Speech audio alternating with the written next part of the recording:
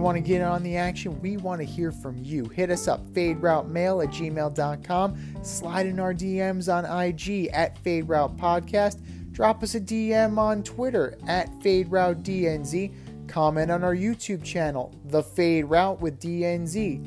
Questions, comments, picks, segment suggestions, you name it, we want to hear from you. Get at us, in crowd.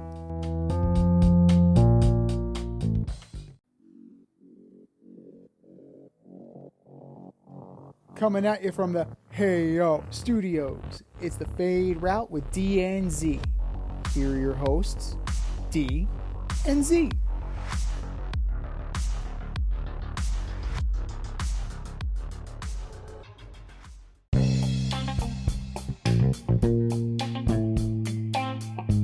Coming at you live from the Hey Yo Studio. This is the Fade Route with D and Z. I am D. And we've got a great show for you tonight. We're ordering up the AL East in baseball. Kevin Durant injures his ankle during warm-ups.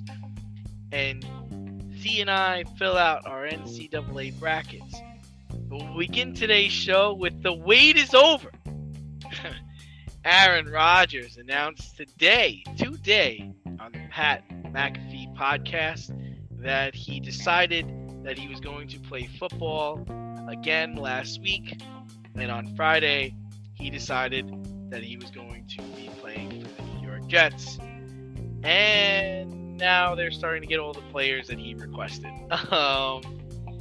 There's still compensation that needs to be worked out, but he has all intentions of bringing his talents to the swamps of New Jersey. Z, what is the ceiling for the Jets next season, and what is the floor? Well, it depends on what they put around him. Now, he has his list of 13 guys. 13 guys. 13 guys. He started his own football team. Right. You always start 11 on offense and 11 on defense. He's got 13 total. Now, a bunch of them are retreads, guys like Mercedes Lewis and Randall Cobb, and they already inked Alan Lazard. So there's that. Makes you wonder how quickly they're going to get Corey Davis out, because he is most likely going to be the cap casualty in order to afford these guys. But in terms of ceiling, it's hard for me. It's hard for me, regardless of what the Jets do. It's hard for me to see them as anything other but a third-place team. Buffalo is still going to be there. Miami is getting stronger, right? They got Jalen Ramsey. They're gonna, if they're gonna bank on Tua, another year of this offense. If everybody stays healthy and everything breaks right, that's still a really, really dangerous team. Aaron Rodgers is going to be a year older. He's going to be in a situation where he has no relationship with the wideouts except for Alan Lazard and maybe Randall Cobb if they get him. But, that's as high as they go for me. Now, depending on how everything shakes out NFL free agency and how things, break out in the division, third place, we saw 3 teams from the NFC East make it last year. Now, was that an aberration? Possibly. But crazier things have happened. Now, you're looking at a floor. The floor is that Aaron Rodgers gets hurt, misses time, and Zach Wilson is your quarterback. Let's go, Zach. Let's go, Zach. Go, Zach. Good luck trying to give Aaron Rodgers hell in training camp, buddy. Oh, that was a joke. Good luck with that, because it ain't happening. But as you noted, on his personal press secretary show, Aaron Rodgers makes the announcement. This has to be part of it. He has his list of agreements. He has his 13 players. Pat McAfee having his office is probably... He's trying to figure out where the Jets are going to grow a spine and say no. So far, they have not yet. Right? Get me Nathaniel Hackett. Okay. Bring me my guys. Okay. Get me out of Green Bay. Okay. At what point are Woody Johnson, Joe Douglas, and Robert Saleh going to say, "Oh fuck, this is too much"?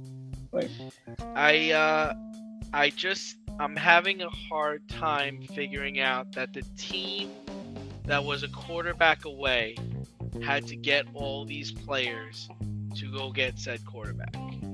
So Aaron Rodgers doesn't think they're a quarterback away, right? Mm-hmm. And the other thing is like, we remember all those years ago when the Jets traded for Brett Favre. I believe that was a 3rd-round pick. That's not going to get it done this time, clearly. I mean, if they're still talking about compensation, man, they must be sending over a lot, right?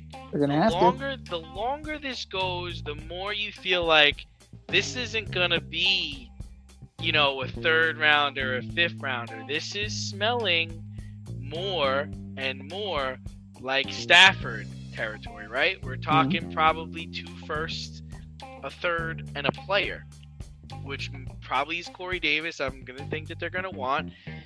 And they're probably going to ask for somebody else that's of good standing. And I don't know if they're trying to get the Packers to pick up some of his salary. But, what's the ceiling? Yeah, I agree with you. The ceiling for them is making the playoffs, which is something they haven't done for 12 years. And yes, they probably are going to finish in 2nd or 3rd. I agree with you on that. But they should be able to make the playoffs. If they can't make the playoffs, man, this is a disaster. Right. This is a disaster, right? Because you have to think that, Buffalo, they're still a good team. Zeke Elliott got released today. You got to think they're going to spin the tires on that guy. He'd be perfect for Buffalo. You have the Patriots that went out and got a really good offensive coach in Bill Callahan. It hasn't really. They let Jacoby Myers go. They let Jonnu Smith go. They really haven't done anything else. And then you have Miami. Miami's going for it, man. They went and got Jalen Ramsey. I still like that pickup for them, especially with the Jets going to get Rodgers. That's a tough division. But to see, the whole thing is for this to be successful, he's got to beat Burrow, Herbert, Mahomes. He's got to beat all those guys. And I don't know how possible that is. As currently constructed, he's going to have to turn to more of a game manager type. Like, you're not going to go toe-to-toe with these guys, especially in Miami, where you have a no-fly zone, right? You have Howard, you have Ramsey, you have plenty of guys who are just ready and willing to pick you off. So they need to become a complete football team. They need to, if Breece Hall is healthy, he still needs to be the engine. Like, Aaron Rodgers has to be the guy to not fuck up. Now, in the past, his ego has gotten in the way of that. And Aaron Rodgers has done things and is continuing to do things that are rooted in ego. We're going to see what's going to happen, but this team has to be a complete football team in order to contend.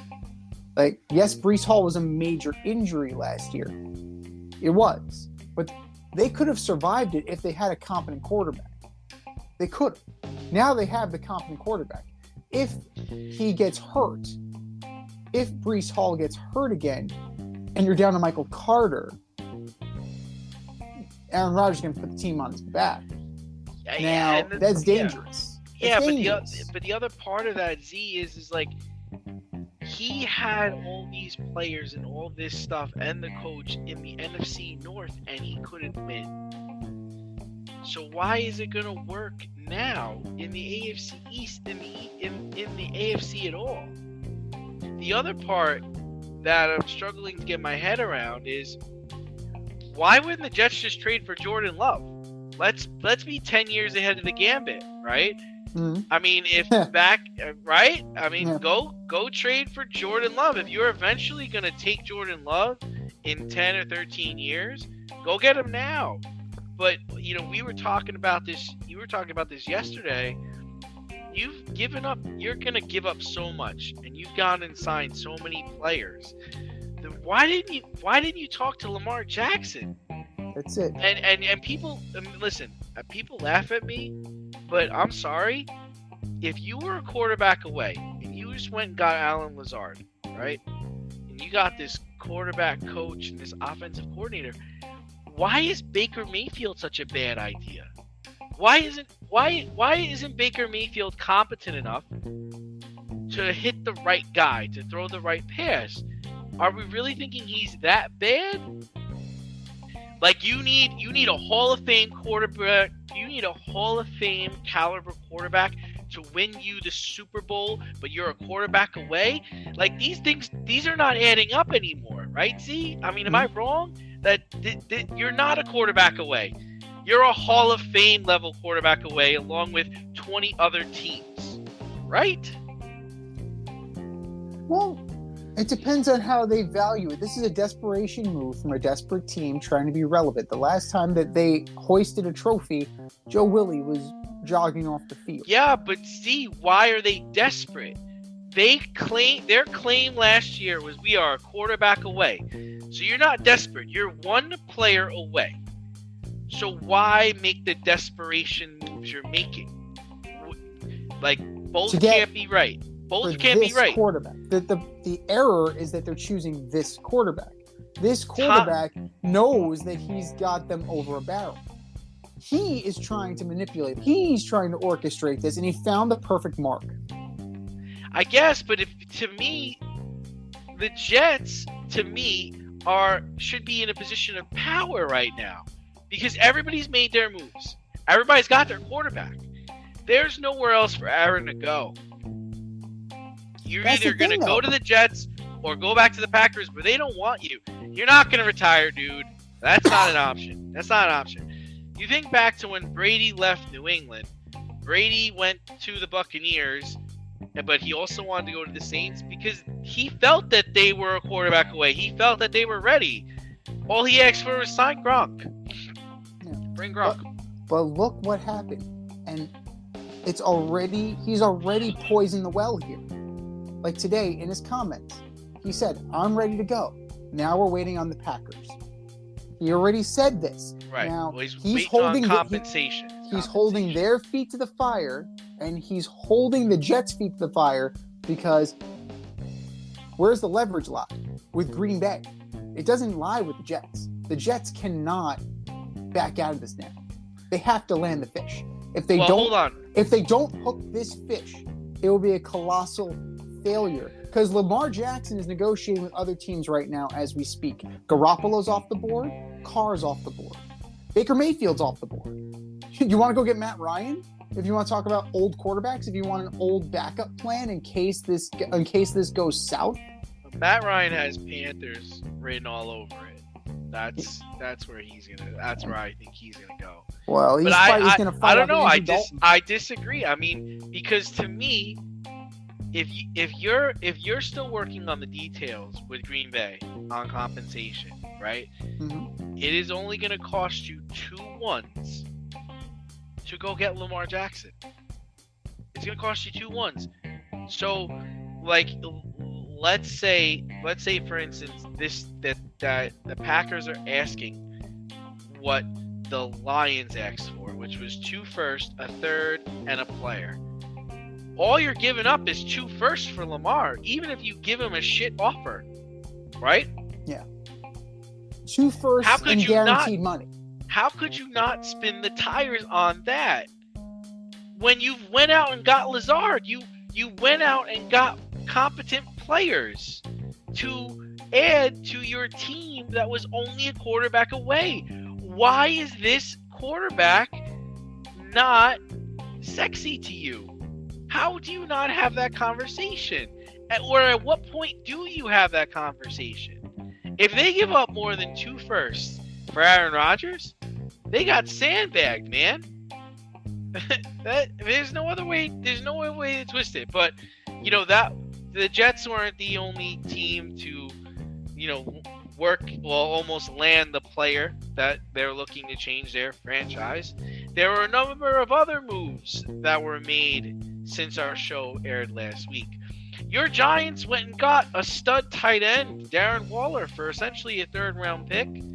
Jimmy G went to the Raiders, which we kind of figured would happen. David Montgomery went to the Lions. Very interesting situation there. And the Bears and the Panthers made the blockbuster trade.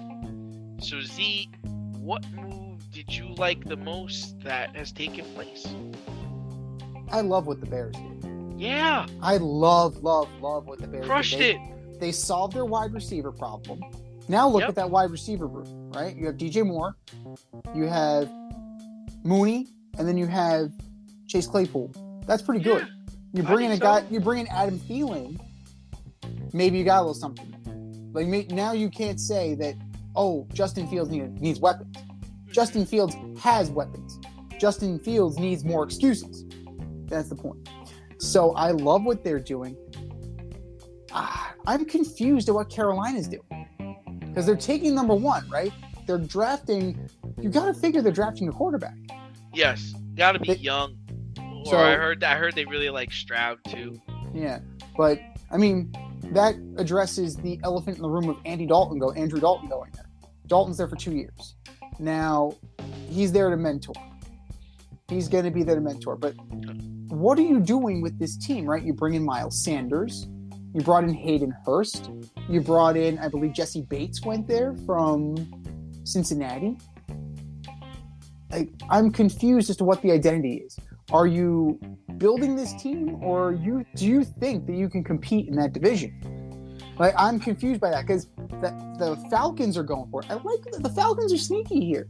I think Heineke is going to beat out Ritter for that job. Yep. I think Heineke's going to take that. And the Jets missed on that guy too. Yeah, and he's got a brand new toy in Jonnu Smith.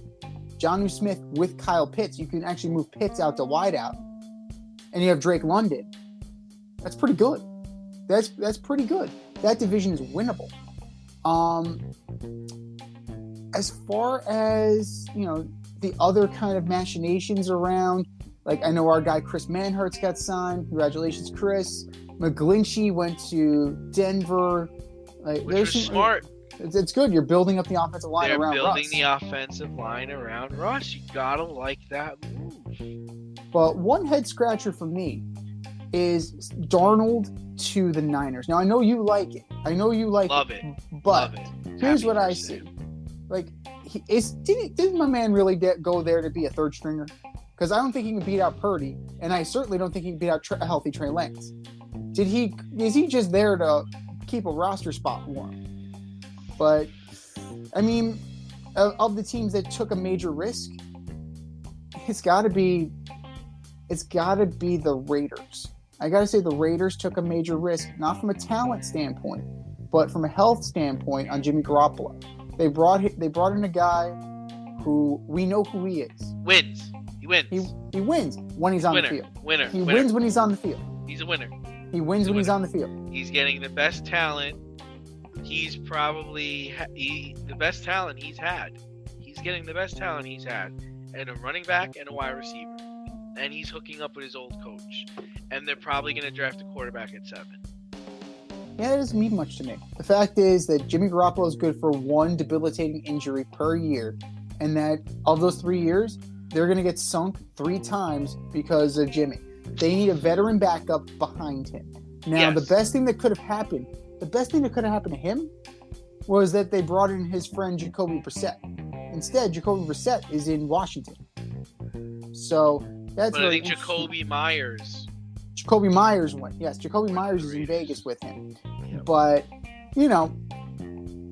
I definitely, of what we discussed, and the Darren Waller thing is great. He essentially is a 3rd-round pick. He essentially replaced Kadarius Toney. In fact, it was the pick that the Chiefs sent to the Giants for Kadarius Toney.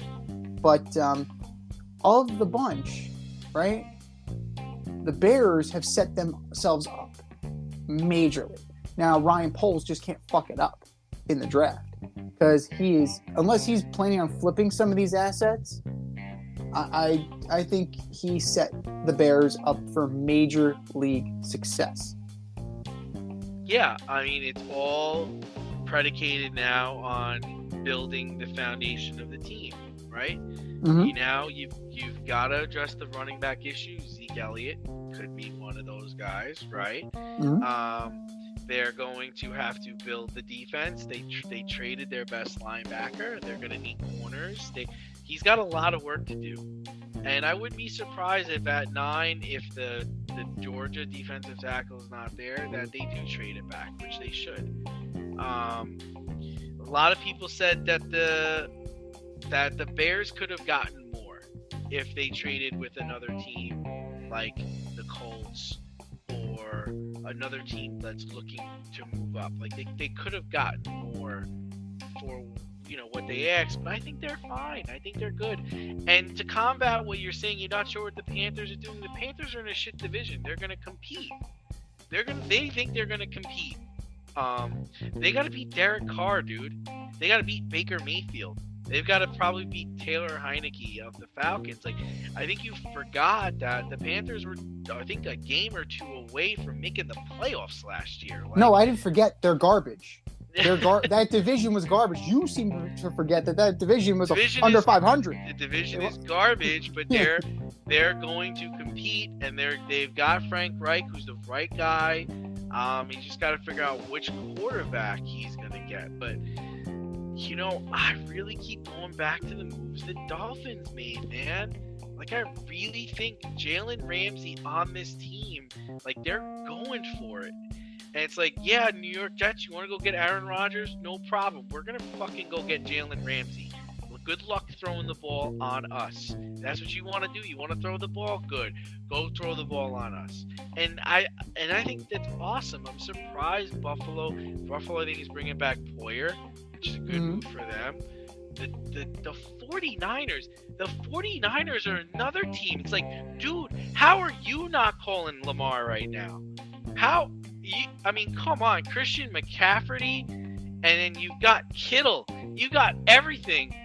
Now, so the whole thing with Sam is like, I really truly believe Sam Darnold has gotten a raw deal since he's gotten here, right? He started with Adam Gase.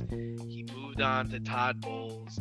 Then he went down to Matt Rule. Looked like the MVP of the first 3 or 4 weeks of the season when the Panthers were beating people. And then he got hurt. McCaffrey got traded. The whole thing fell apart. But Sam Darnold, he's going to compete for that starting job, Z. And you know what? Purdy ain't going to be ready. Lance, we don't know what he is.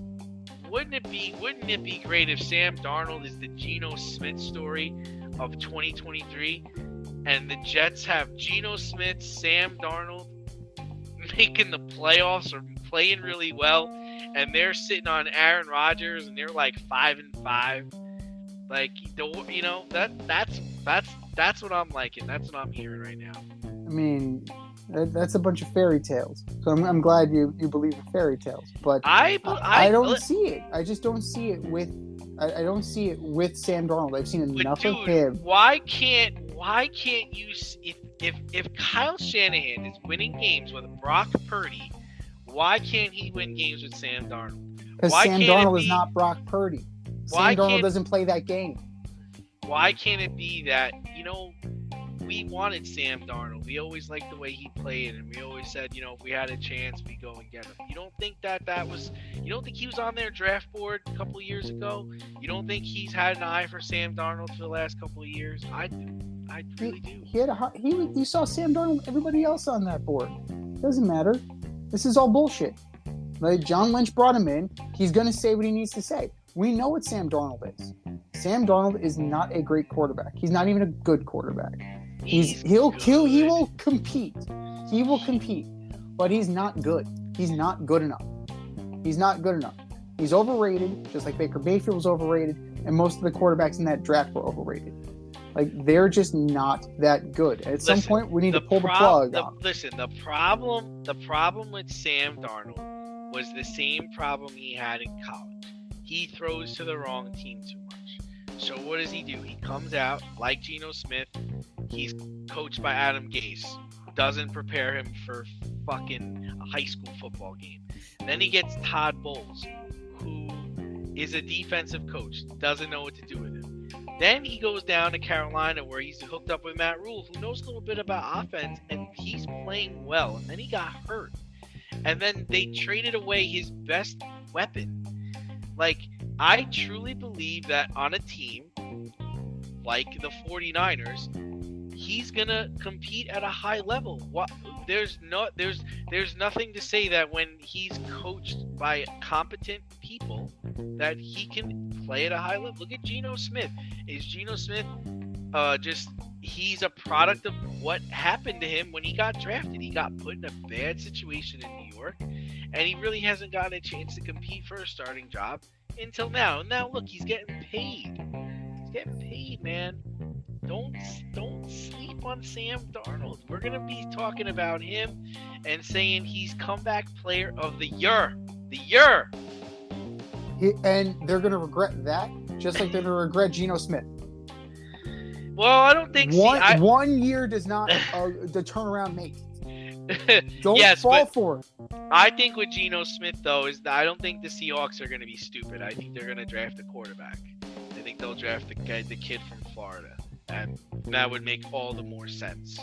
Don't be so sure. I think Carolina's hot on him. I think that's why they made the move to go to number 1. I think I like a lot of the moves teams have made. Even like it looks like the Saints are picking up Jamal Williams.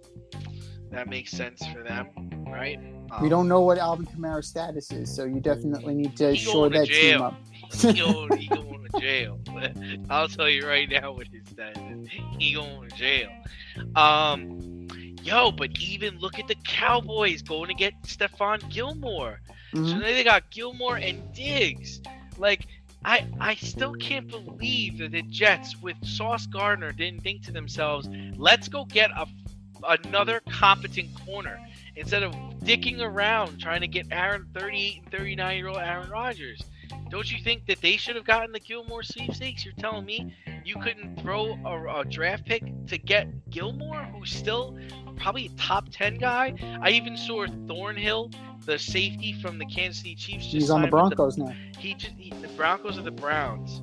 I think it was the Broncos. What's that about? How do you not get in on that? How do you let that guy go? How do you the Jets just baffle me, man. Baffle me. Like, this just doesn't make any sense. Like, what are you guys doing? How do you let Byron Murphy go to the Vikings? Byron Murphy's our star. Yes. What the hell? What are you guys doing? I like what the Broncos are doing, man. Shoring up the offense. Shoring up that offensive line. Sean Payton understands what it's going to take to make Rush good again. It's going to be like, well, we're going to get you all the protection in the world, And I think I like all the moves the teams have made so far. Even I do like Baker Mayfield going to Tampa. I know you don't like Baker, but I think it's a good place for him. There's weapons there. He's got 3 receivers that are all capable of catching the ball, all capable of putting him in a good position. That defense needs to be coached up, but they got players over there. We have a chance to see the best of Baker Mayfield this coming season, I think. And you were right. Juan Thornhill did go to he went to the Browns. But if you're looking at it, you got to look at another thing you need to look at here. The Cincinnati Bengals are being dismantled here, piece by piece. You're losing your tight end. You lost Bates and Von Bell. Von Bell actually went to Carolina. So you're losing a lot. Now, they're banking on the draft. Like, I see where they're going here. And the Eagles lost a lot too. Yeah, so we are going to see. Yeah. Now they brought in they retained Bradbury. They let Darius Slay go. Maybe Darius Slay ends up with the Jets. Like, that might be worth a flyer. Yeah. In my opinion, Howie Roseman kept the wrong guy. Like, I think you let Bradbury go, and Slay has been a shutdown corner in this league a lot longer. Slay is a lion, though. Step outside of your safe area and make a statement without saying much with FCK Clout Lifestyle Apparel. Embrace the colorful chaos and stay emotionally regulated in their hoodies, snapbacks, graphic tees, accessories, and more. Season 3 merch is up now. Get it while you can. Go to fckclout.com and get all of your needs from men and women.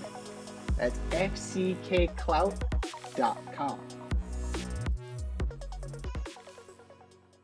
Listen, we're talking a lot about football, but man, it's March and the NCAA tournament, the men's basketball tournament is underway. We've filled out our brackets. we're excited. We're ready to go. So, Z, who do you have in the Final Four? And give us a high seed who could bust some brackets.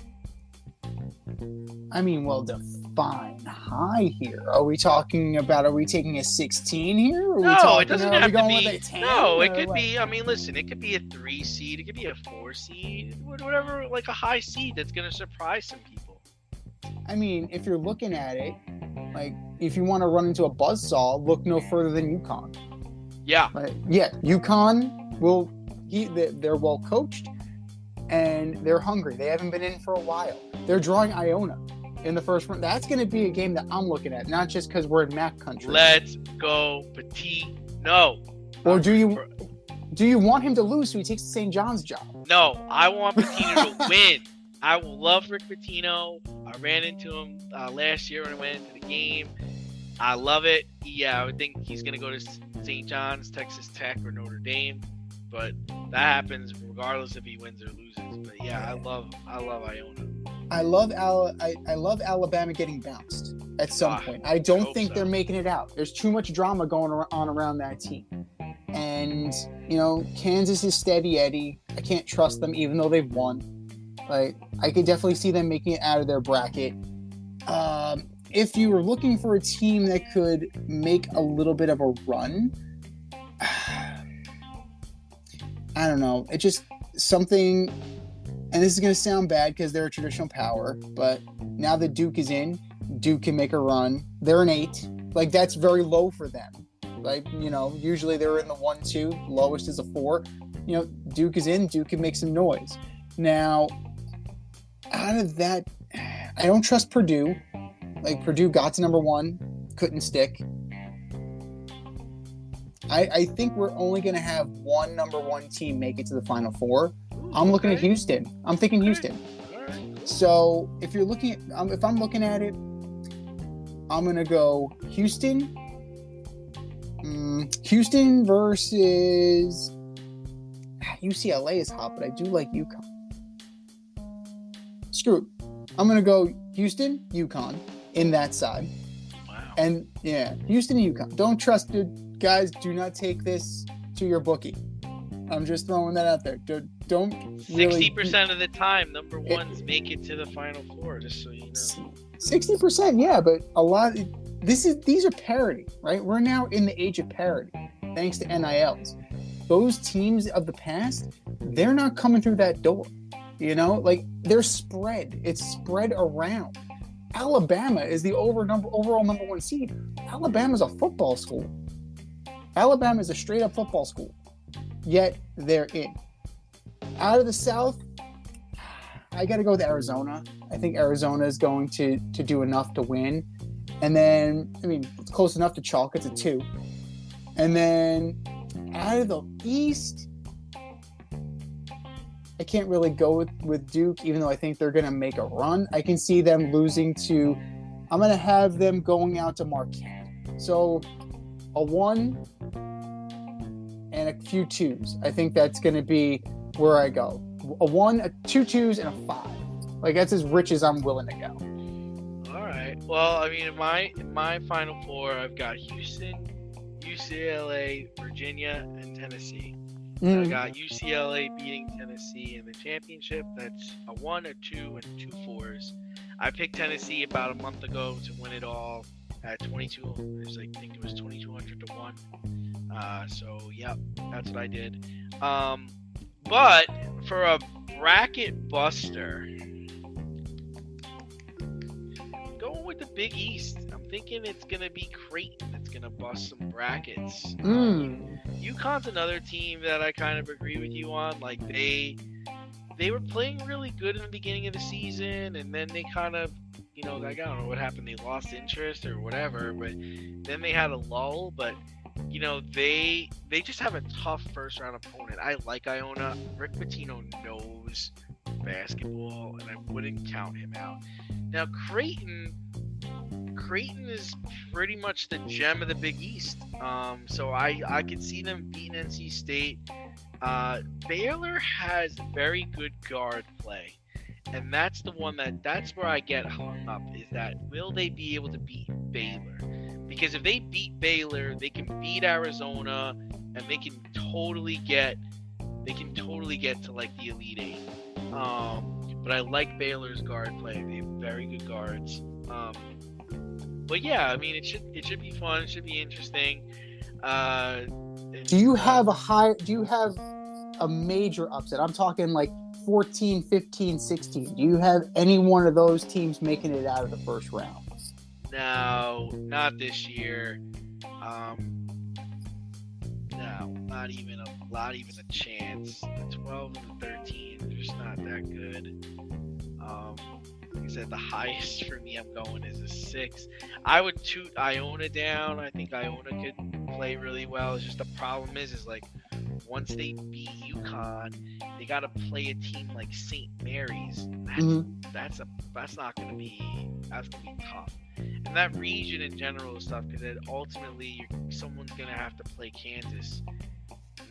Kansas is the one that kills me every year. Like every time I pick Kansas to win, they don't win. And when I don't pick them, they play well. They crush me every time. That's why 8 years ago I told myself I'm not picking Kansas anymore. And then I can't do it. Then they start going to the Final Four and winning championships, of course. Well, how much of that is old Roy being gone? Like that's definitely something to that. It's but just you know the big what? self days, man. Yeah. I do have one team that I'm looking at. I'm looking at one matchup, particularly out in the West. I'm looking at Gonzaga, Grand Canyon. Bryce Drew, he can coach. Now, is he going to be able to match up talent-wise with Gonzaga? Gonzaga's not the same it's been. You know, they're lucky. They're lucky to make this tournament. Yes, that's true. So if there's a team they can be picked off, I think it'll be them. They won the WAC though, right? Didn't they? They beat St. Mary's, I think. It is, but their conference is WAC. Like their conference, exactly what they needed. They should have moved years ago to the Pac-10 or to the Mountain West or someplace where they would get better competition. Like anywhere to get better competition. Like they're always the bridesmaid, and I think them being as low as they are, they're a 3 seed. They're a 3 seed. I think that might be a little too high, but I think Grand Canyon's gonna surprise some people. Like they may not win, but they'll keep it fucking close. Avoid messy accidents. Get better stopping power with your brake pads. Callahan brake pads. You never know when you'll be driving in the road and there will be a truck tire that you need to avoid and save your family. Callahan Auto. We really care about what's under your hood. Well, there was a bunch of people surprised last week that were going to the Suns game to see Kevin Durant in his debut. And if you got there early enough, folks, you got to see him injure his ankle going for a layup before the game started. Whoops. Optimists have him back in 4 weeks. Medical professionals think it's going to be more like 6 weeks. Z, are the Suns done? Or, is this just a mountain that they have to climb? Well, it's a good thing they didn't totally strip their team down, right? In order to bring in Kevin Durant. Well, they did, right? They got no depth. There's no depth, but if you look at this team, like they still have a big 3, even without, right? They also have Cameron Payne, they have Terrence Ross, they have TJ Warren, they have Landry Shamet. You got some pros. You have some pros on this team. Those are all basketball players. They're all basketball players. They all play for the Phoenix Suns. In case you need to look at the roster. But they're going to miss Mikal Bridges. They are absolutely going to miss Bridges. If Durant gets healthy and whole during the playoffs, like that's a coup. That is a major league coup. Now they got to get there. Like that becomes the issue. They're not done. Are their championship aspirations done? Most likely. But they'll still be in the playoffs. They'll still be able to, make a little bit of noise. Right now, they would be in a 4-5. If the season ended today, it would be a 4-5 matchup with the Warriors. Like that would be very intriguing to me. Now, could that go 7? It possibly could.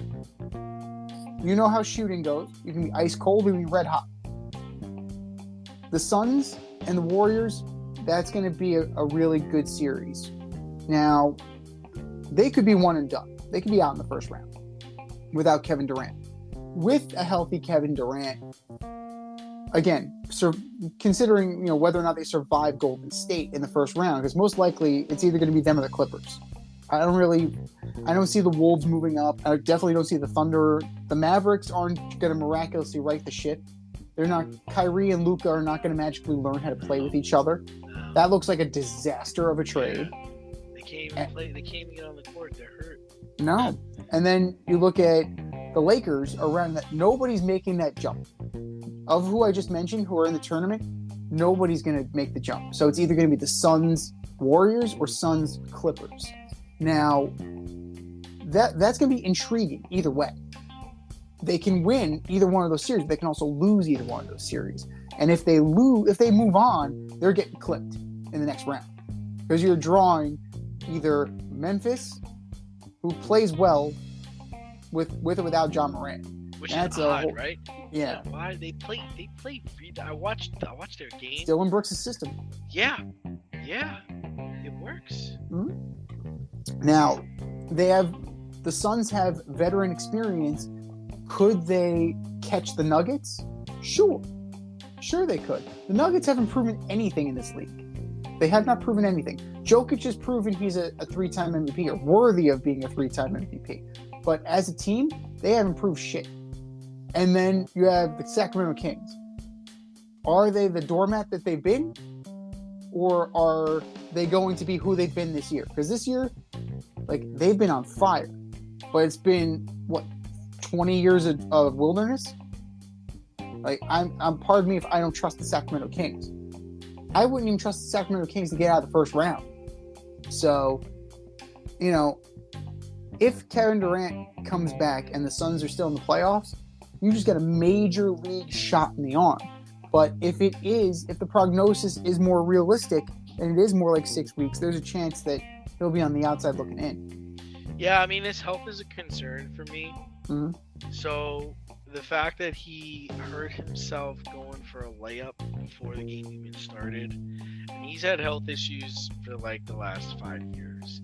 So even if he came back, I can't imagine him gelling with this group good enough to beat top talent or top teams in the NBA playoffs. One thing I've learned about the NBA playoffs, that team aspect takes on it's really vital that you have a cohesive team in the NBA Finals. We just saw with the Nets last year, 2 years ago, you got a bunch of guys together, they never really gel, they never really play together, and then all of a sudden they play together in the playoffs and it doesn't work. And I would assume that at some point in the playoffs, Kevin Durant is going to miss time. Mm-hmm. So I think this does sink the Suns. And even Chris Paul, I saw him just getting schooled last night or 2 nights ago by Steph Curry. He's not that guy anymore. I mean, it's been a wrap for him, in my opinion, for about 5 years now. But even, if CP3 has to guard a guy like Ja Morant or Jamal Murray or, silly to say, a Russell Westbrook, he doesn't have it. And Kevin Durant's a great basketball player, and he can make up for a lot of flaws in your team. But again, it's a whole team dynamic, and I just don't think the Suns are going to have that team dynamic to be formidable against top talent in the NBA playoffs. I mean, they roll the dice on this, and Kevin Durant is still under contract. So they're going to get another bite at this apple. Oh, for sure. I think next year, if he can come back and play 50 to 60 games, yeah, I think so. I think it's hard for him to get hurt and now have to assimilate back into a team that's, getting ready to get ready for the playoffs, and to have to play not a bullshit opponent, playing a team like the Warriors or the Kings. Are you ready for the Clippers? Are you ready for that? And I just don't think he can get ready for that.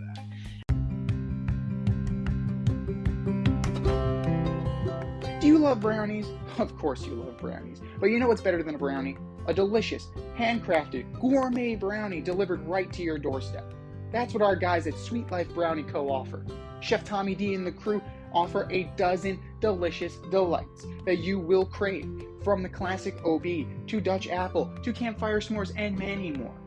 Check out their website, sweetlifebrownieco.com, for their Friday brownie drops. At noon, their site goes live and you see what they're making.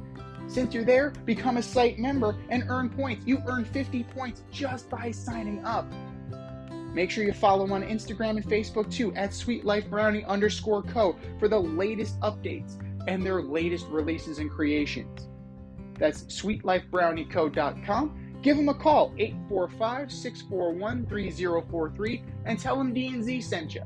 That's sweetlifebrownieco.com, 845-641-3043. Sweet Life Brownie Co., because there's always room for a brownie. And speaking of not being able to get ready for that, your boy, Carlos Rondon decided to get hurt early this year. He's not waiting for July or August. He's going to start with forearm tightness now. Cashman's optimism is hilarious, thinking Carlos will be back by the end of April. But I think it's going to take a little bit longer than that. Z, is this the start of something serious? Because a lot of people say that forearm tightness then becomes Tommy John surgery. Or do you think Rodon is going to fulfill his contract this season? See you next year, Carlos. Get a head start on that vacation. Yep, see you next year. Forearm tightness, 99.9% of the time leads to Tommy John surgery. It does. As soon as we put this together, he needs Tommy John. It does. Yeah. So, you have Rodon, right? You lost Nestor Cortez. He's hurt right now. You are missing Tommy Canley. I mean, he's not in the rotation, but still, Tommy Canley is hurt. You have Frankie Montas, who's going to be out. Who said he was hurt before he got there? Right. I'm hurt. I'm still hurt. Because I tried to push through it. Why the fuck would you do that? Why didn't you say something? Precisely. The stud catcher they got from Minnesota, Rortvent, he's hurt again. Let's see. Who else is hurt? Bader is hurt. What the hell is going on in Yankee camp? At least they're doing it early. Severino was hurt last year. Right. Let's see. Trevino's out. Lou Trevino is out. Trevino. But see, catcher, it's okay. It's okay. They got Garrett Cole. He's their dog. He's their leader. He's gonna crush it this year. Garrett Cole, and then you're going Luis Severino, Domingo Germán, and who else is taking the ball? That's Garrett Cole. Garrett Cole is going to get lit up this year.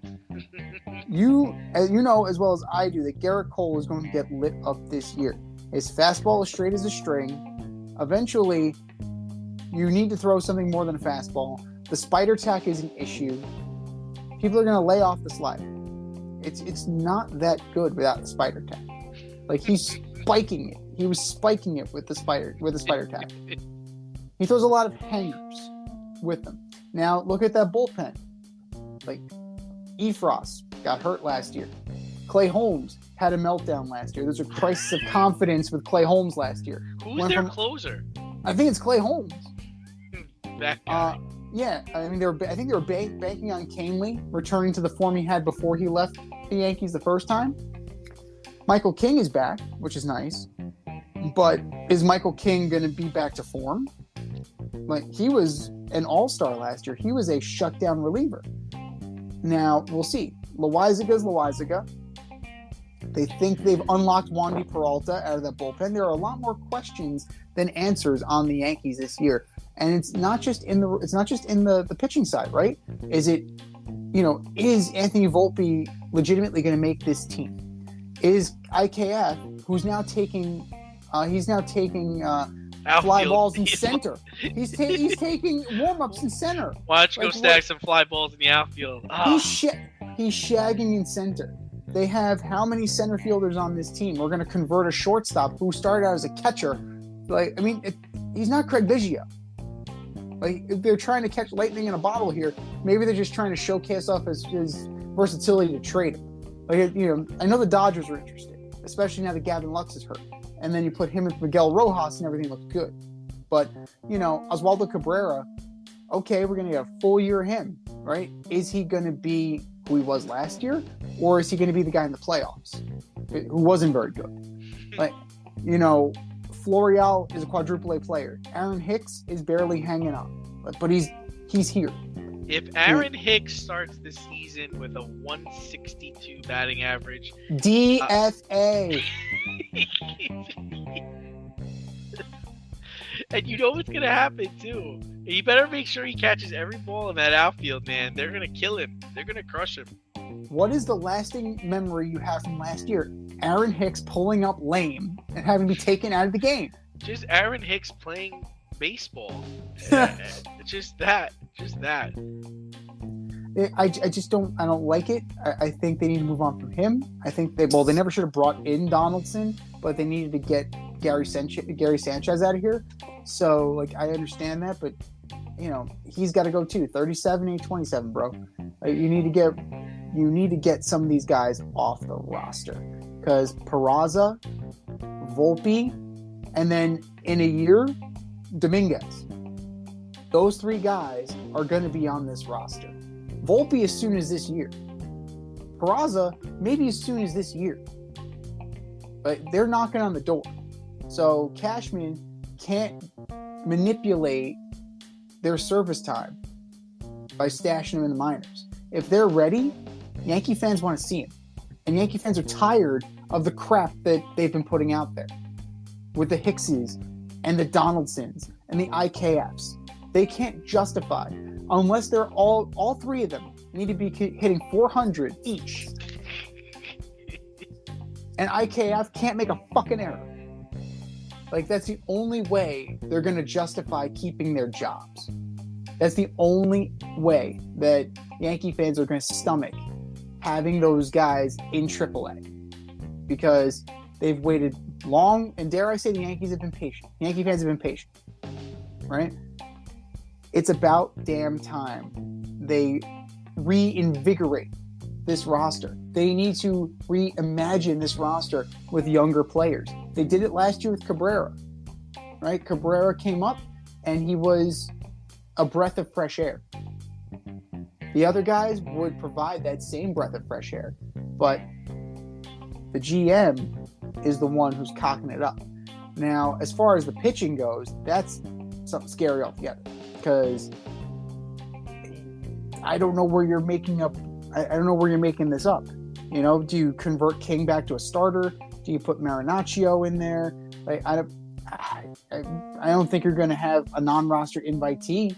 I don't think you're going to go that route. Just an innings eater. You're not going to go sign Matteo Harvey off of Team Italy.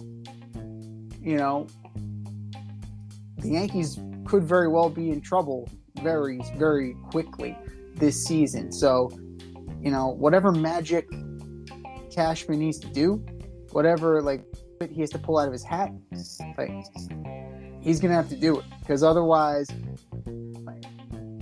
this could be a very, very quick season for the Yankees.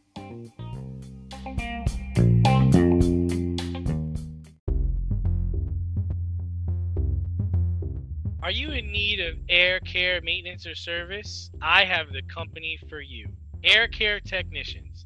They service the Westchester and Northern Bronx area and can help you with all your heating and cooling, maintenance, and service needs.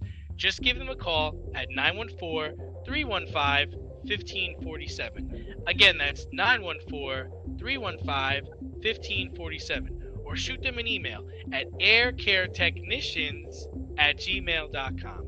These guys are the real deal as they are veteran-owned, licensed, and insured. Make sure to tell them that D&Z sent you.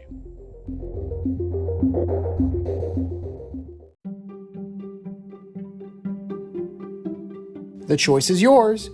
Swipe left or swipe right.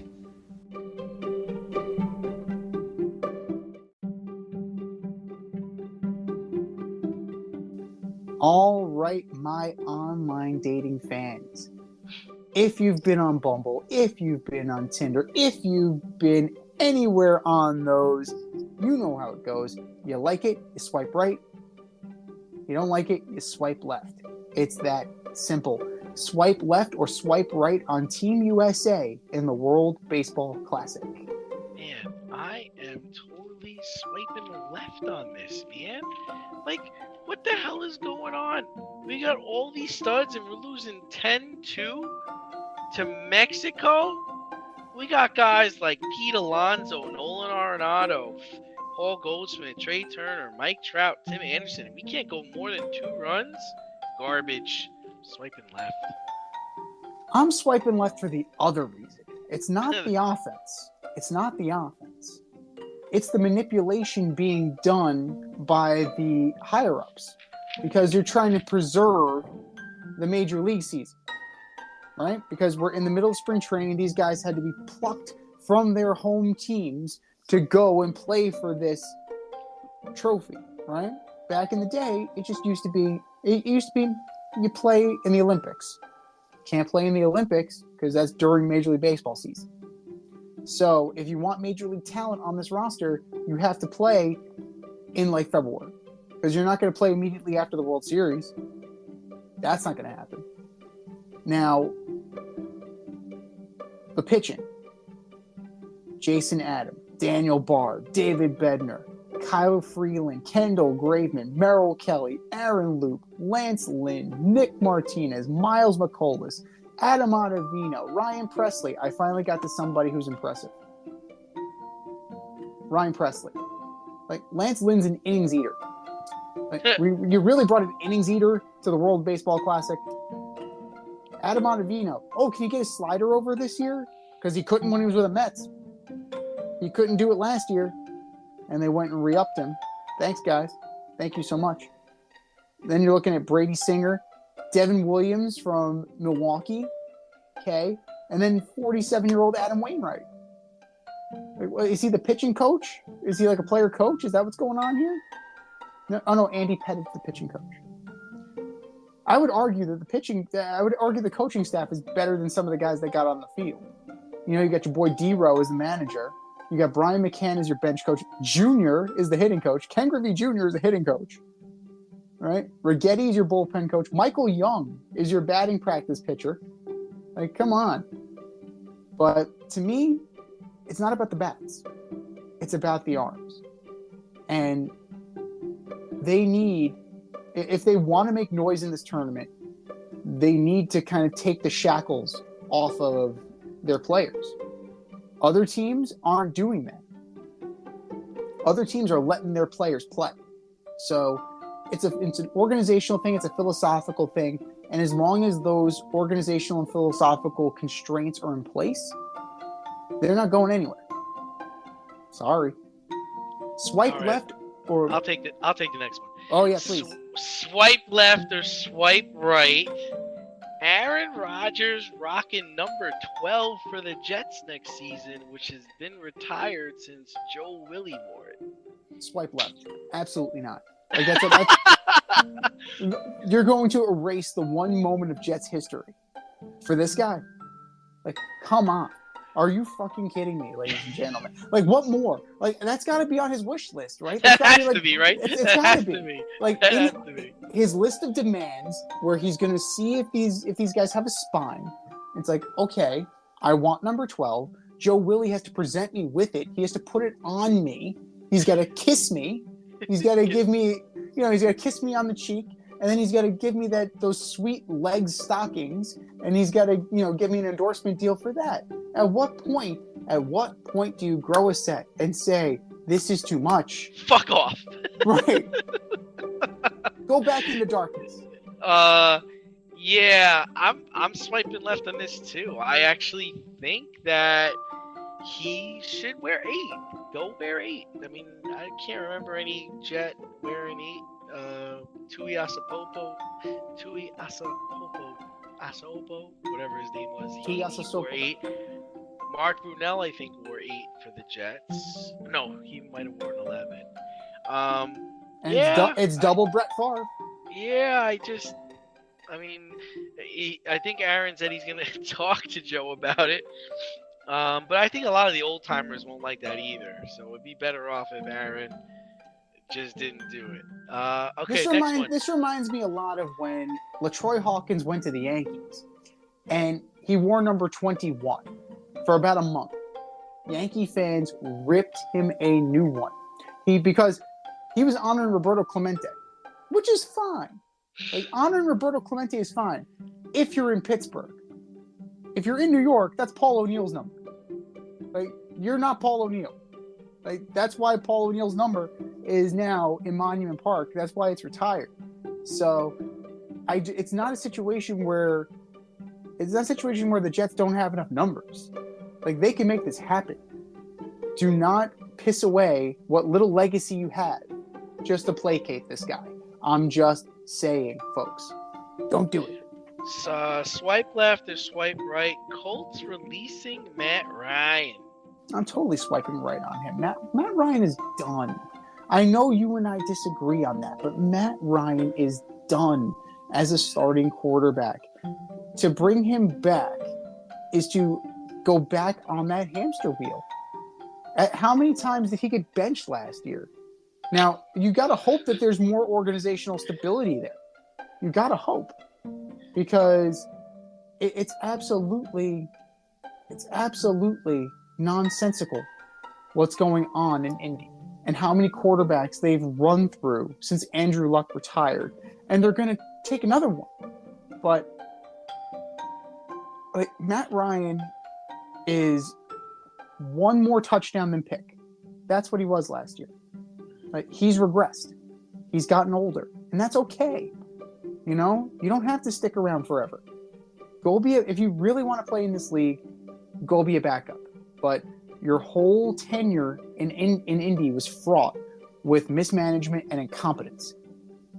Go back up and go compete with Andy Dalton. Never mind, back him up. Beat him out. You could. You're as talented as Andrew Dalton. Go to Houston. Go back up in Houston. You'll take that job. You'll take that job if you're really interested, if you really want to. Go to Tampa. Go push Baker Mayfield. You're telling me he can't out quarterback Baker Mayfield? I have a sneaking suspicion he can. Vegas, Cleveland. Go back up to Deshaun Watson. Yeah. So there are Seattle. There are plenty of positions. My whole thing is like, I'm swiping right on this too, but my whole thing is Matt, why didn't you just retire? I mean, I think it's such a bad look that he got cut and no one has signed him. I mean, it's like, dude, what are you chasing? Like, you think you're gonna win a Super Bowl? You think you're gonna start from somebody? Like, if last year wasn't a wake up call, what is, man? What is? If you're looking for a soft landing spot where you might get playing time, call Miami. Yeah. They have wideouts. They got Tyreek Hill. If you still have an arm, go to New England. Go. There are plenty of places that would happily the Commanders. Oh no, I wouldn't go there. No way he's beating out Sam Howell. I'll fucking retire.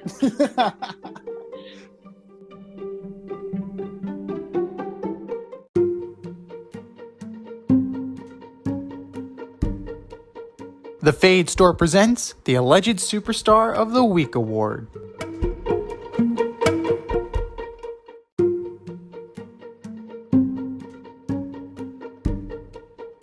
All right, boys and girls, you know what time it is. It's time for the Alleged Superstar of the Week. Here's how it goes. We put up a poll on our Twitter account at FadeRouteDNZ, and you vote, and you vote, and you vote, and you vote. And the winner of said vote gets the illustrious Ass Trophy, and a shout out on this here show. And do you know who took home the coveted Ass Trophy last week, D? I don't. Kendrick Perkins.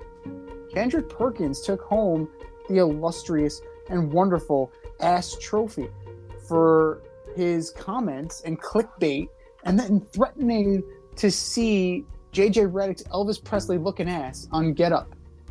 I have no idea what that means. But great. That was last week. This is this week. Who are your nominees for Alleged Superstar of the Week, D?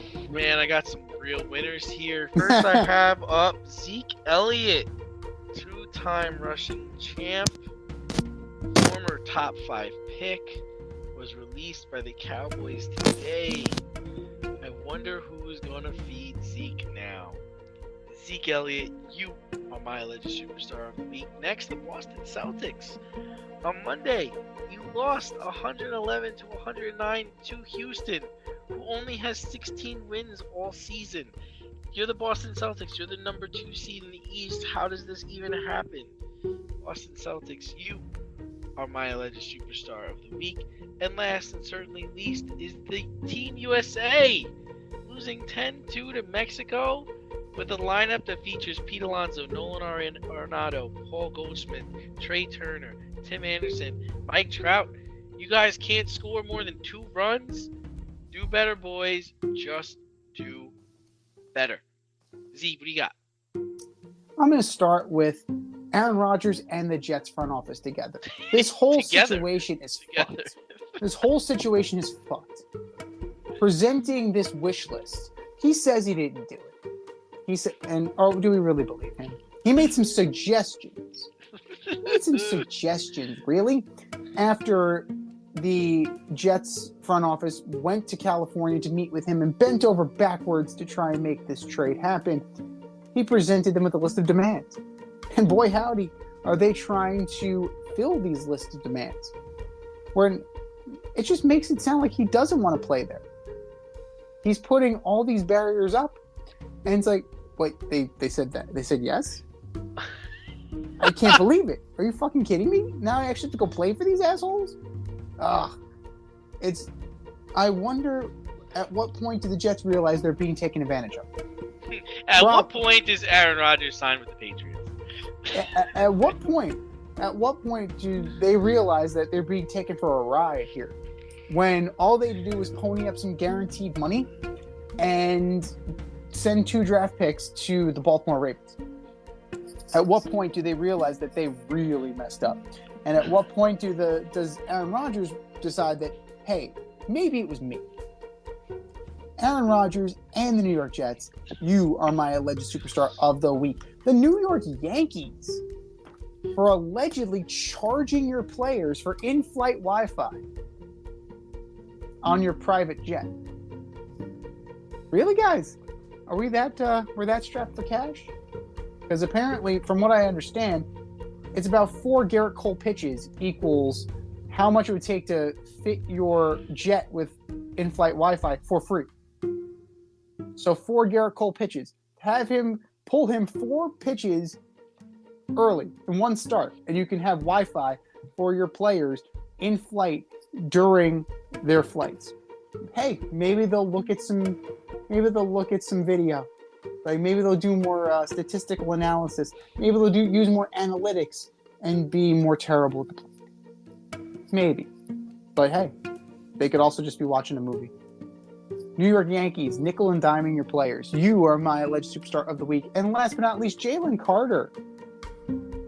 Showing up out of shape and heavier, 9 pounds. That's a lot. Showing up 9 pounds heavier to his pro day, saying he's not going to do any of the combine drills. He's only going to do position drills, and then having to tap out.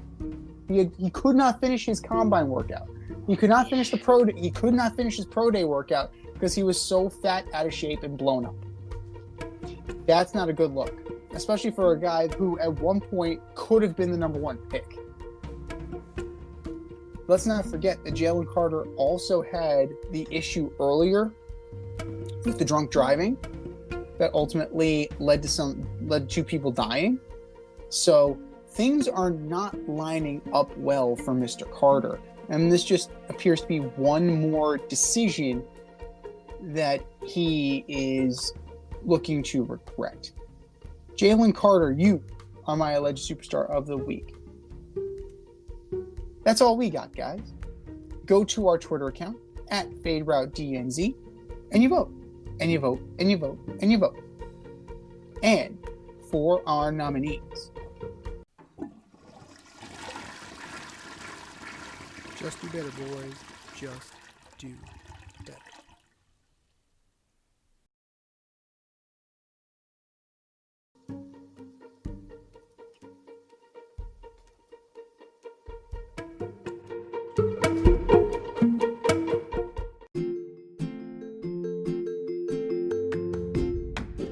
You can't help but smile when you see a balloon. The simplest occasion is a party. Westchester Pop Stars, located in New Rochelle, New York, offers balloon styling and decor for all life's events. Birthdays, anniversaries, weddings, showers, school and corporate events, store openings, or just because.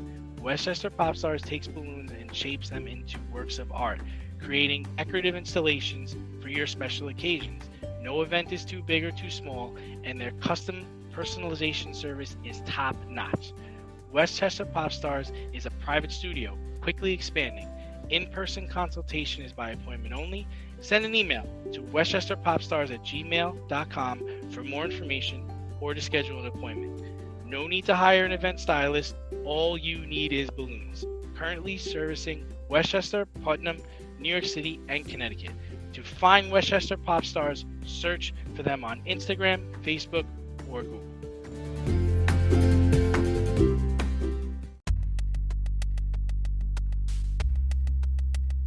Order up!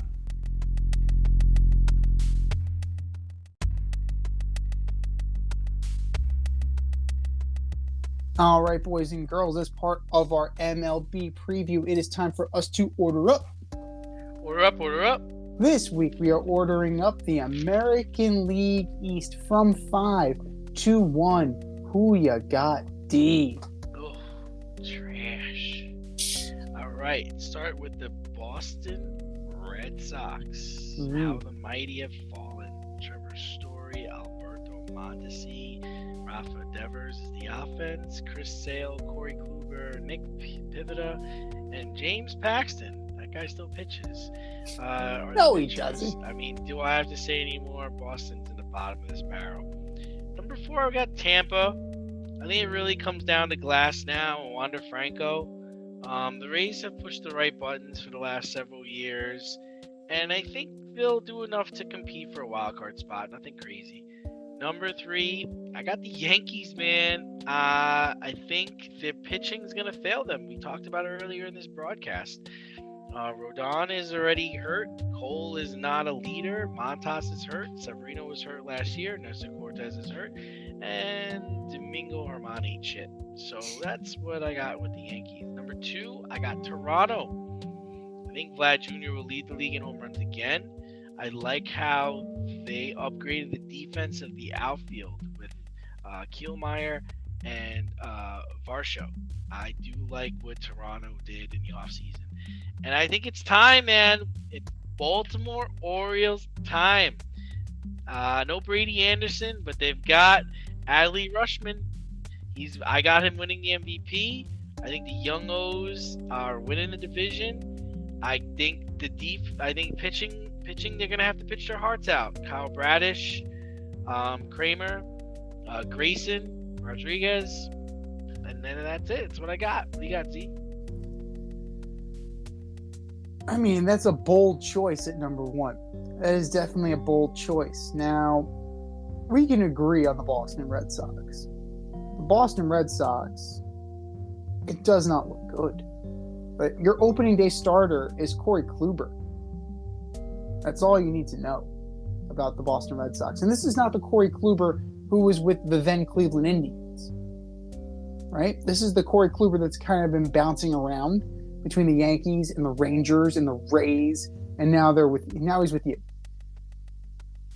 He's a number 5. He's a guy he's an innings eater.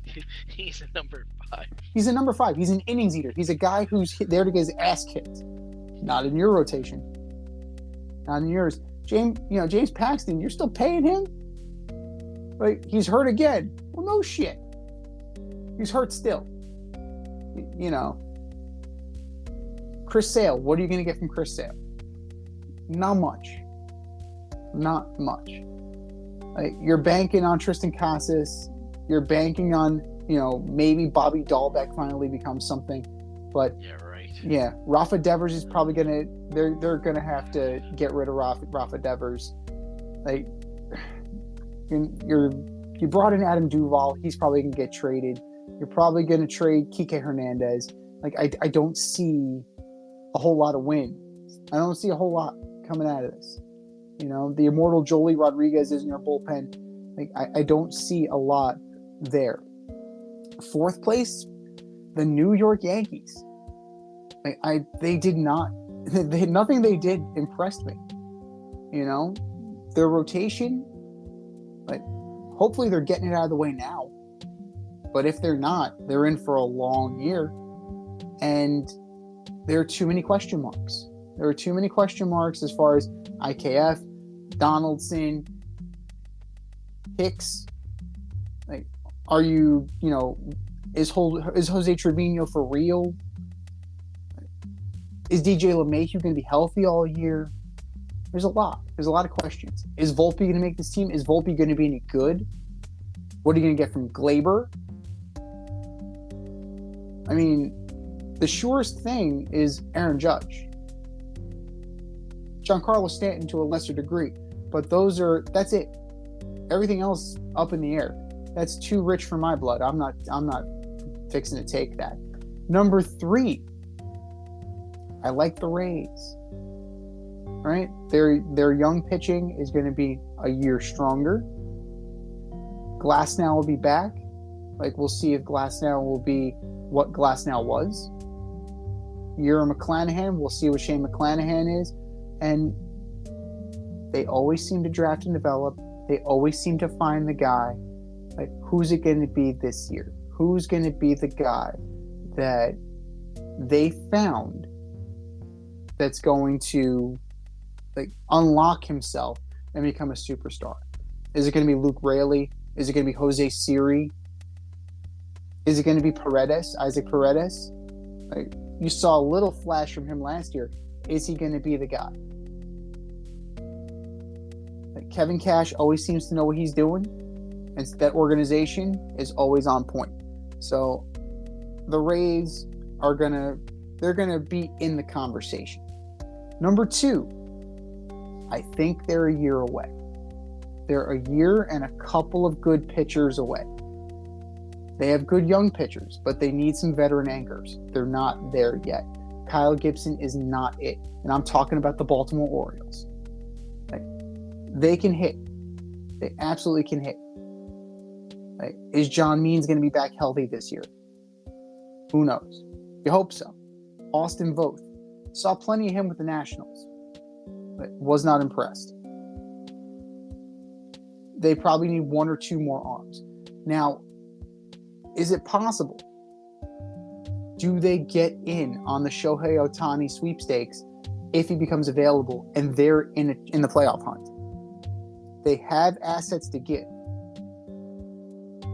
Henderson is untouchable. Rutschman is untouchable. Everybody else, if it means I get Shohei Ohtani, take your pick. Take your pick. I like the Orioles a lot, just not as much as I like the Toronto Blue Jays. They reinforced, right? They brought in Chris Bassett. Say what you will about his performance at the end of last year. He's one of the main reasons that the Mets got where they got. Kikuchi. Can Kikuchi be who he was in Seattle? If that's the case, they're on to something. Barrios, Gausman, Manoah. That's pretty good. And then at the end of the bullpen, if Chad Green is healthy, you put Chad Green and Jordan Romano together. That's a good back end of the bullpen. That's a really good back end of the bullpen. And this team's going to hit. You know this team's going to hit.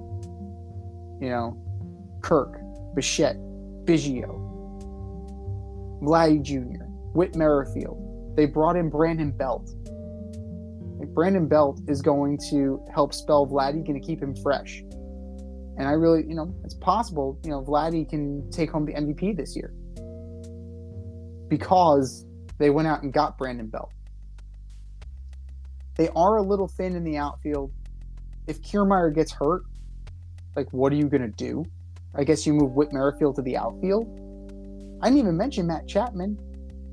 like, it's an embarrassment of riches up in Toronto, and it's starting to look like those old, the 89, 90, 91, 92 Blue Jay teams where they had some depth and they had studs. And it wouldn't surprise me if they made a deep run in the playoffs this year.